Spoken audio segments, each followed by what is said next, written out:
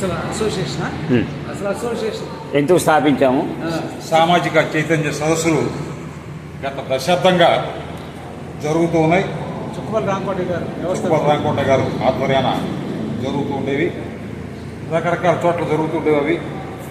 ఆ తర్వాత ఈ మధ్యకాలంలో ఒక 2-3 సంవత్సరాలు బట్టి గవర్నమెంట్ వారి దయతో ఈ ప్రెమిసెస్ ఇవ్వటం, ఇక్కడ ఒక మీటింగ్ హాల్ లాగా ఏర్పాటు చేసుకొని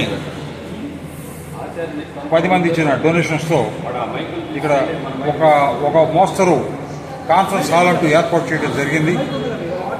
మరి ఒక 50 మందికి తేలిగా కూర్చొని ఏ రోజున కావాలంటే అందున సమావేశం ఏర్పాటు చేసుకోవడానికి అవకాశాలు ఉంటున్నాయి.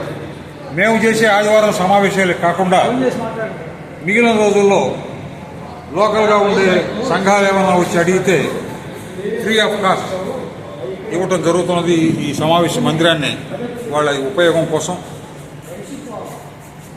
నాన్ గవర్నమెంటల్ ఆర్గనైజేషన్స్ ఎవరు వచ్చినా కానీ వాళ్ళకి ఈ సమావేశ మందిరాన్ని వాళ్ళకి ఇవ్వడం జరుగుతున్నది. అన్ని సౌకర్యాలు, ఇంకా కొన్ని సౌకర్యాలు రావాల్సినవి ఉన్నాయి. కాకపోతే ఇంకో సంవత్సరంలో 2 సంవత్సరాలు అవి కూడా ఏర్పాటయి ఒక ఫుల్ ఫ్లెడ్జ్డ్ కాన్ఫరెన్స్ హాలు చీరాల్లో అందరికీ అందుబాటులో ఉంటుందని చెప్పి నేను ఒక ఆశ.